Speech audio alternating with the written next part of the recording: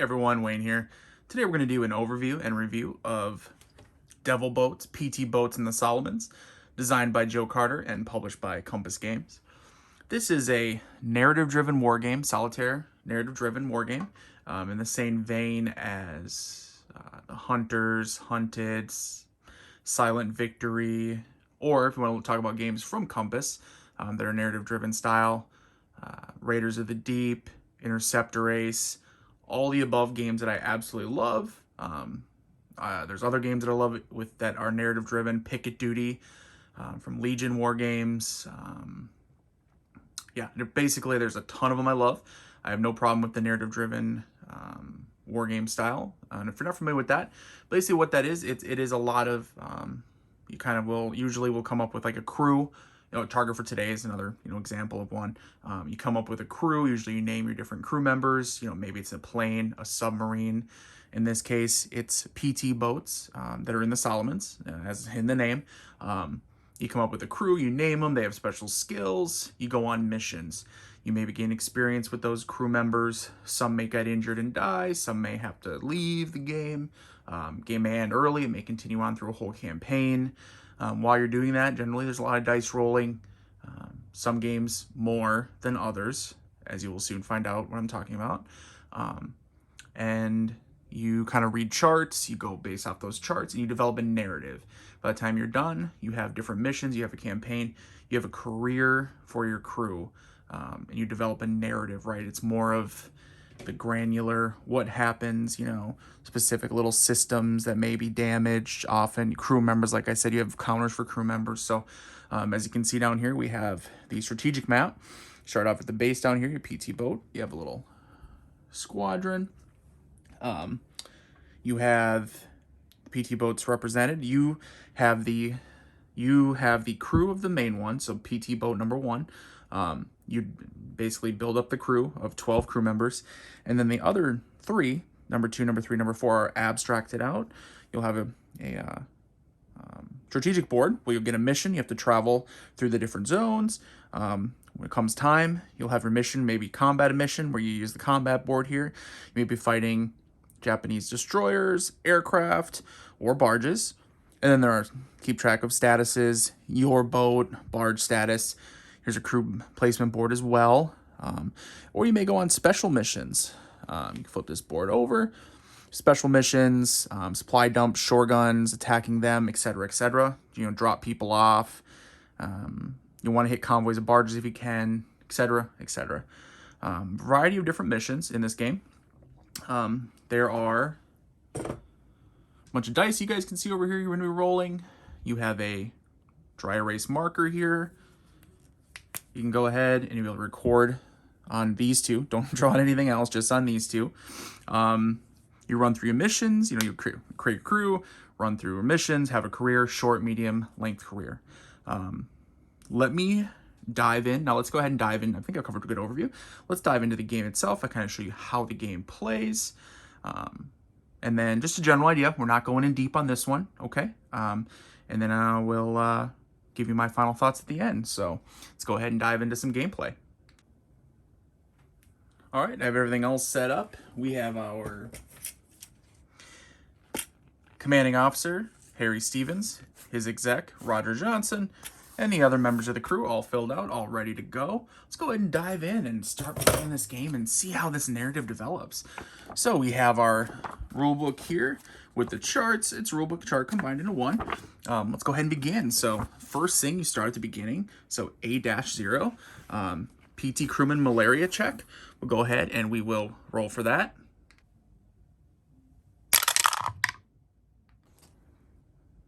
All right, roll for malaria. Now we'll go ahead and roll the weather check here.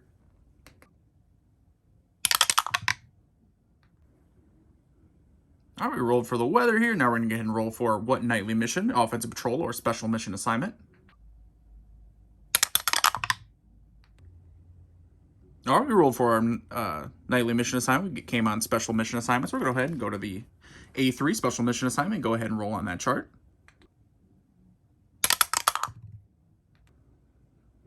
All right, we went ahead and determined our special mission assignments. Now we go ahead down to A4, mission assignment zone, red zones. We go ahead and roll on that chart there.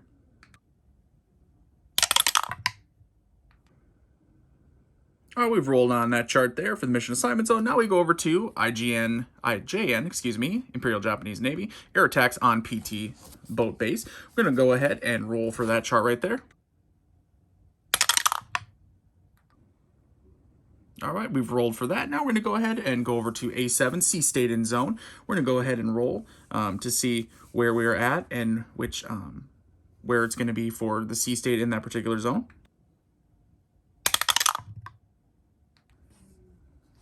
All right, we roll for that. Now we're going to go ahead to random event here. We're going to go ahead and, right here, we're going to go ahead and roll on the, excuse me, let me get that on there for you guys, random event chart table right here.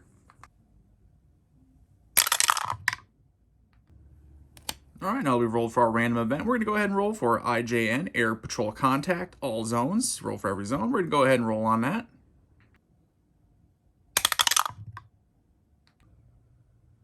All right, and now that we've done that, we have successfully moved one zone.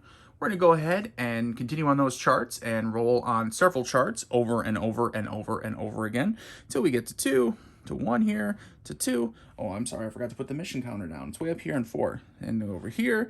And now we go into the red zone. Uh-oh, more charts. All right, so in addition to all the other charts we've been rolling on, which we do roll on again this turn, don't worry, in case you guys are missing them, there's the IJN Convoy Contact red zone. Now we'll go ahead and roll on this chart right here. All right, now that we roll for convoys, now we also want to check for Shoregun MG nests. So we're going to go ahead and roll on this chart right here.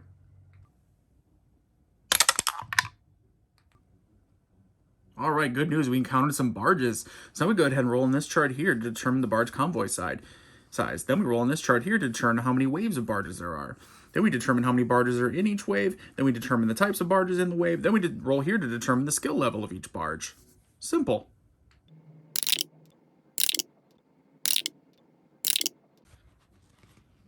All right, now we've taken things down to this tactical map down here, combat board. We're going to go ahead and engage in some combat. We have PT boat number 1, offensive gunfire, barge targets, roll 1d10, 1 for each functional PT cannon, bow plus stern, plus AA gun. Should say guns because there's 2. So we get to roll 4 dice for PT boat number 1, which is our main one with our commanding officer. So we're going to go ahead and roll 4 dice for that. All right, now that the number 1 PT boat is fired, now we're going to go ahead and roll 4 dice 3 more times for PT boats number 2, number 3, and number 4. In addition, don't forget all these modifiers, and they are cumulative, and modifiers over here. So when you're rolling for 4 different PT boats, you're rolling 4 dice for each one. Do not forget your modifiers. They will make a difference. Uh-oh, we didn't sink the barges. Now they may call an enemy aircraft. And they may try to evade us. They may take off. Don't worry, there's charge for that. Oh, and don't worry, there's also charge for PT boat close range. If we get close range here, we may hit in the reef and get stuck on it and are grounded. Don't worry, there's a chart with modifiers for that as well. And that, in a nutshell, is Devil Boats. Pros, great components. Individually punched, pre-rounded counters, nice and thick. Mounted board right here. Well, not really mounted, but a thick board that's basically the same as these counters, just a lot bigger. You know, everything else is nice. Having the sheets you can write on, not a bad idea. Dry erase style, right? So write, erase, write, erase. I really like that. You still have a couple pads that you write on, a couple logbook styles. You know, you saw the one where I had my crew, but that's pretty standard in these narrative-driven games. Not a problem there. In fact, I'd rather have that than trying to write with this, like crew number names and stuff like that. So, components, fantastic, very nice. Cons. Where do I start? So, errata. There's already a ton of errata. This game just came out. Just as being delivered to a lot of people. I didn't get that mine that long ago. The designer, Joe Carter, and bless his heart, has released updated charts, updated rule book on his own. So Compass has an updated one, I believe. Maybe not. But I know he's released updated material, updated charts, additional counters you can add into the game that change certain things. Basically, you're getting this game and it shows up and you got a nice box and you got nice components and you open it up, and then as soon as you go online, there are a million things that are changed, updated, errata-sized, whatever the word would be. I don't know what the word is. I'm not in the production business of making board games. That's not how I work. I play games and I talk about them and I show them off. I don't normally show off games I don't like them, but in this case, I felt I had to do a service because I'm seeing a lot of people that have bought the game and I'm seeing a few people who say they love it. And I kind of feel like maybe there's some people out there that are going through the same thing as I am, have mixed feelings, had mixed feelings to start, and the more they played, the more they realized this is not the game for them. I've established that I love narrative-driven wargames, but looking at this one, with the amount of errata, house rules released by the designer, the new charts and tables from the designer. So get this, right? So I got this game, just came, and now I'm expected to go ahead and to have the most updated material, print off a new 52-page rulebook / chart book on my own in color. What is that? This game just came out. It should be ready to go right now. Everything should be good in it. There's a ton of questions online. The rule book, quote unquote rule book, very poorly done. It seems like it was written by a guy who knows a design in and out, and I'm sure it was. I'm sure Joe Carter either wrote this or had a huge part in writing it, which is fine in the sense of this is his game, right? He wrote his rulebook for his game. You need a developer. Like, there should have been a developer coming in on this going, wait a second, this is impossible to learn on your own. I mean, I read online where he said, on Board Game Geek, yeah, go ahead, just skip to the charts and just start rolling. Go on the charts, because they're all in alphabetical order. You just follow through the charts. Well, first of all, that's a horrible way to learn this game, because I actually took that advice and tried it, and I got lost so fast. Because the first chart, main table, A0, PT crewman malaria check. Wait, what? I'm just starting a game and I'm checking to see if any of my crew has malaria, and just before I even go on a single mission, and it just spirals out of control from there. A million charts. Charts are okay in these types of games. There are a lot of them in this one. A lot. And there's subcharts within charts. So you have these charts, and then you have subcharts within them under the notes section. So sometimes you're reading something, you think, oh, I got it.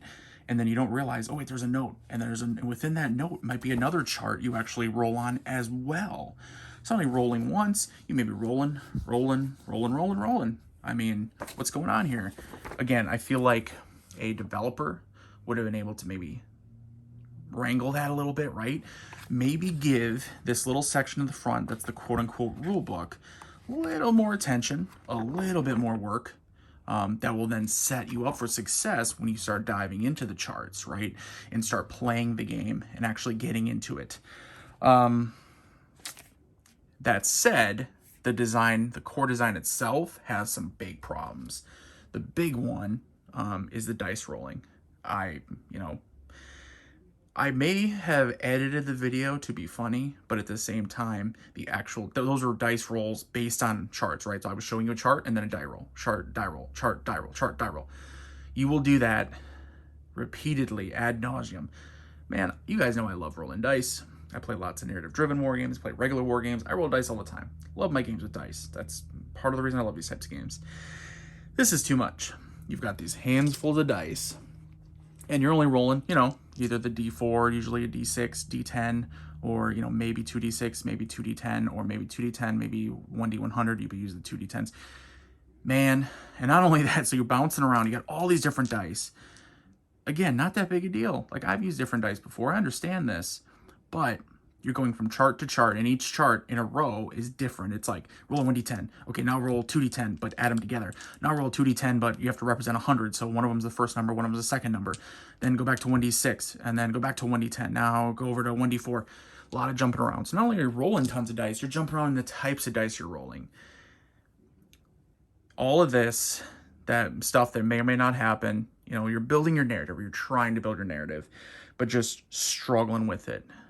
Tactical combat, how it works with your speed and your range, not explained very well, and maybe that's me, but if you look on Board Game Geek, there are a ton of comments. It's got to be the number one comment from people, or questions I should say, is, wait, how does combat work?